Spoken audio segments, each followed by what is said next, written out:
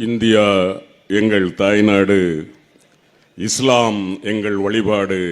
யாரடா சொன்னது எங்களை அந்நியன் என்று, யாரடா சொன்னது என்ற என் ஆசைக்குரிய சாச்சா நாகூரனிபாவினுடைய அந்த உணர்வுகளோடு உட்கார்ந்திருக்கிற பாசிச தீவிரவாதிகளை ஒழித்து கட்டுவதற்காக நாம் நடத்தி கொண்டிருக்கிற இந்த ஆர்ப்பாட்டத்தினுடைய தலைவர் என் ஆருயிர் சாச்சா மாநில அமைப்பு செயலாளர் ஷேக் முகமது அலி அவர்களே, எனக்கு முன்னால் உரையாற்றி இடம் சார்ந்திருக்கிற அன்பு சகோதரர் கனகராஜ் அவர்களே, அண்ணன் கோபண்ணா அவர்களே, ஏனைய தமுக நிர்வாகிகளே, எனக்கு பின்னால் உரையாற்ற இருக்கிற, ஒரு காலத்தில் எங்கள் மாவட்டம் என்ற ஒரே மாவட்டத்தில் நாங்கள் பிறந்து வளர்ந்தாலும் இன்றைக்கு வேறு மாவட்டமாக இருந்தாலும் குரலாலும் கொள்கையாலும் கோட்பாட்டாலும் எக்கு நிகர் தன்மை கொண்ட பேராசிரியர் ஜவஹர்லால் அவர்களே, இங்கே என் முன்னால் எழுச்சியோடு அமர்ந்திருக்கிற என் சொந்தங்களே, சாச்சா சாச்சிமார்களே, உங்கள் அத்தனை பேருக்கும் என் அன்பு கலந்த வணக்கத்தை தெரிவித்துக் கொள்கிறேன். திராவிட முன்னேற்ற கழகத்தினுடைய தலைவர் மாண்புமிகு முதலமைச்சர் தளபதி மு.க. ஸ்டாலின் அவர்கள் இந்த சட்ட திருத்தம் என்றைக்கு கொண்டு வரப்பட்டதோ, கொண்டு வர வேண்டும் என்று தாக்கல் செய்யப்பட்டதோ அன்றே இதை எதிர்த்து குரல் கொடுத்த முதலமைச்சர் தளபதி மு.க. ஸ்டாலின் என்பதை நான் இங்கு நினைவு கூற கடமைப்பட்டிருக்கிறேன். அது மட்டுமல்ல, உங்களுக்கு இன்னொன்றும் சொல்லுகிறேன். தெரிந்தோ தெரியாமலோ சில நேரங்களில் சங்கிகள் தவறு செய்து விடுவார்கள். அதுபோல அந்த ஸ்டாண்டிங் கமிட்டி 31 பேரில் என் அன்பு சகோதரன் ராசா என்கிற கொள்கை வீரனும் புதுக்கோட்டை MM அப்துல்லா சாச்சாவும் அங்கே உறுப்பினர்களாக இருக்கிறார்கள். அவர்கள் மீது இருக்கிறவர்களை சரி செய்துதான் இந்த நவம்பர் மாதத்தில் கொண்டு வர வேண்டிய வக்ஃபு வாரிய சட்ட திருத்தத்தை அந்த நாட்களை ஒத்தி போட்டிருக்கிறார்கள். முதல் முறையாக ஒத்தி போட்டிருக்கிறார்கள். இன்ஷா அல்லாஹ், உண்மையாக சொல்லுகிறேன், இந்த சட்டம் நிறைவேறார்.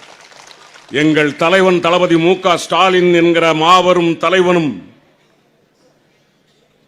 சகோதரர் ராகுல் காந்தி என்கிற வட இந்தியத்தின் தலைவனும் இணைந்து நின்று சிறுபான்மை மக்களுக்காக குரல் கொடுக்கிற இந்த இந்தியாவில் எந்த தீவிரவாதமும் செயல்படுத்த முடியாது. நாங்கள் வெல்வோம். எங்கள் பக்கம் நியாயம் இருக்கிறது. எனவே உறுதியாக சொல்லுகிறேன், வக்ஃபு வாரிய சட்டத்தை அவர்கள் நினைப்பதை போல் நிறைவேற்ற இயலாது என்று நான் உறுதியாக சொல்லுகிறேன்.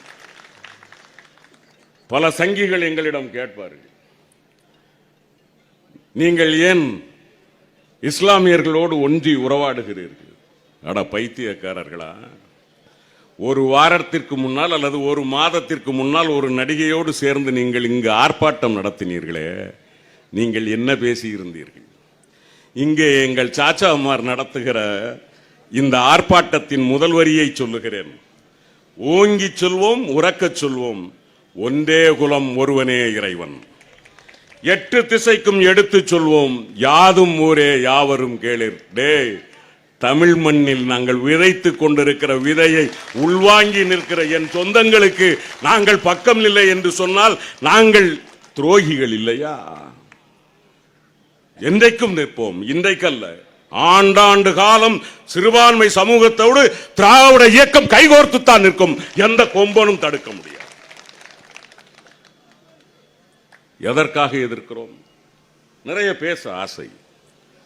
உங்களை பற்றி, நம் இஸ்லாமிய தலைவர்கள் செய்த தியாகத்தை பற்றி பேச வேண்டும் என்ற ஆசை. ஆனால் எனக்கு முன்னால் பேசிய தலைவர்கள், தோழர்கள், அவர்களெல்லாம் அதை பற்றி பேசுகிற போது உள்ளபடியே சொல்லுகிறேன், என் சித்தி பிள்ளையின் வீர வரலாற்றை அவர்கள் பேசிக் கொண்டிருப்பதை நான் கேட்டுக்கொண்டிருப்பதை போல் நான் பெருமிதத்தோடு இருக்கிறேன். ஒற்றை தகப்பனின் 2 தாய் குழந்தைகள் தான் இஸ்லாமியர்களும் கிறிஸ்தவர்களும் என்கிற காரணத்தினால் எப்பொழுதெல்லாம் இஸ்லாம் போற்றப்படுகிறதோ அப்போதெல்லாம் கிறிஸ்தவனுக்கு மெய்மறந்து அதை கேட்டுக்கொண்டிருப்பதை போலத்தான் நான் கேட்டுக்கொண்டிருந்தேன். எனவே என் தோழர்களே, என் உறவுகளே, எதற்காக இதை எதிர்க்கிறோம்? வக்ஃபு வாரிய சட்டத்தை நாம் ஏன் எதிர்க்கிறோம் தெரிய வேண்டும் அல்லவா? முதல் காரணம், வக்ஃபு என்கிற அந்த சொத்து யாருக்கு சொந்தமானது? இறைவனுக்கு சொந்தமானது. அந்த சொத்தை யாரும் திருப்பி பெற முடியாது, பெறக்கூடாது, பெற மாட்டார்கள். நாம் ஏன் இந்த வக்ஃபு வாரிய சட்டத்தை எதிர்க்க வேண்டியது இருக்கிறது என்று சொன்னால், சங்கிகள் அதிலேயே ஒரு விஷயத்தை சொல்லுகிறார்கள். அது என்னவாம் தெரியுமா? 19ஆம் நூற்றாண்டின் இறுதியில் இந்த வக்ஃபு வாரியத்தினுடைய வழக்கு ஒன்று பிரிட்டிஷ் அரசிடம் போனதாம். பிரைவி கவுன்சில் என்கிற அந்த உச்சபட்ச நீதி அமைப்பு சொன்னதாம், வக்ஃபு வாரியம் கூடாது என்று சொன்னது என்று முன்னுரையில் அல்லது அதனுடைய வரிகளில் சுட்டி காட்டுகிறார்கள். அப்படியானால் உங்களுடைய நோக்கம் எது?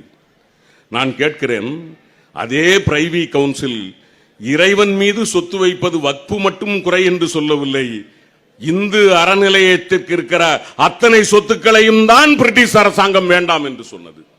கேட்டோமா? நமக்கென்று, நம் இறைவனுக்கென்று அந்த நம்பிக்கை உள்ள மக்கள், அந்த இறைவன் பெயரால் மக்களுக்கு நல்லது நடக்க வேண்டும். நான் கேட்கிறேன், இந்து சமய அறநிலையத்துறையில் இந்து மதத்தை சார்ந்தவர்கள் தான் அதிகாரிகளாக இருக்க வேண்டும், உறுப்பினர்களாக இருக்க வேண்டும். ஏன், இன்னொரு அநியாயம் கூட நடந்தது. அந்த இந்து சமய அறநிலையத்துறையில் நடக்கப்படுகிற கல்வி நிலையத்திலே கூட ஆசிரியர் பெருமக்கள் இந்துக்கள் தான் இருக்க வேண்டும் என்று சொல்லுகிறீர்களே, நான் மறுக்கவில்லை, ஒத்துக்கொள்கிறேன். அப்படியானால் இஸ்லாமிற்காக, இஸ்லாத்திற்காக இஸ்லாம் மக்கள் உழைத்த சொத்தை கொடுக்கிறார்கள் என்றால் அதை ஆட்டி பார்க்க வேண்டிய உரிமை இஸ்லாமியருக்குத்தானே உண்டு என்ற எங்கள் கேள்வி நியாயமா இல்லையா? நீ எங்கே இருந்து இன்னொருவனை கொண்டு வருவாய்? என்ன நியாயம் இது? சங்கிகளை கேட்கிறேன்.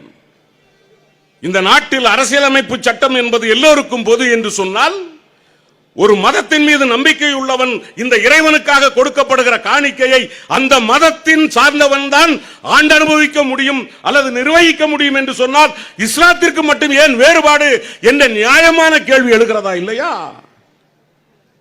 உச்ச நீதிமன்றம் பதில் சொல்ல வேண்டாமா? அண்ணன் சொன்னாரே, உச்ச நீதிமன்றம் கூட கொஞ்சம் மெல்ல மெல்லத்தான் இப்பொழுது தீர்ப்புகள் வழங்குகிறது.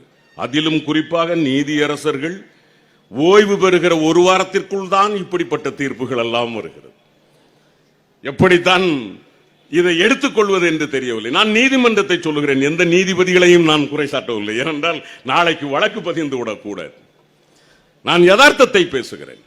இந்த வக்ஃபு சட்டத்தை நாம் எதிர்ப்பதற்கான 3 காரணம்.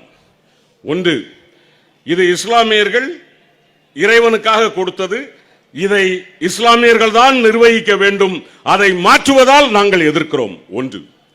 2, இதற்கு முன்னால் வக்ஃபு வாரியத்தினுடைய சொத்தை பற்றிய விவாதம் வந்தால் அல்லது தர்க்கம் வந்தால் அதை யார் முடிவெடுப்பார்கள் என்று சொன்னால், வக்ஃபு வாரியத்தினுடைய நிர்வாகிகள் தான் அதை முடிவெடுக்க முடியும். ஆனால் இவர்கள் கொண்டு வருகிற சட்டத்தில் வக்ஃபு வாரியத்திற்கு இருந்த உரிமையை தூக்கி கலெக்டர் கையில் கொடுக்கிறார்கள். நான் கேட்கிறேன், உதாரணமாக நாம் உட்கார்ந்திருக்கிற இந்த இடத்தை எங்கள் வக்ஃபு வாரியத்திற்கு சொந்தம் என்று நாம் சொல்லுகிறோம் என்று வைத்துக் கொள்ளுங்களேன். இதை மறுக்கக்கூடியவர் யார்? கலெக்டர். வருவாய்த்துறை வழியாக மாவட்ட ஆட்சியர் தான் அதற்கு இல்லை என்று மறுப்பார். அதே போல்தான் ஒரு சொத்து வக்ஃபு வாரியத்திற்கு சொந்தம் என்று சொன்னால் அந்த பகுதியில் இருக்கக்கூடிய கலெக்டர் இல்லை, அது அரசாங்கத்திற்கு சொந்தம் என்று சொல்வார்.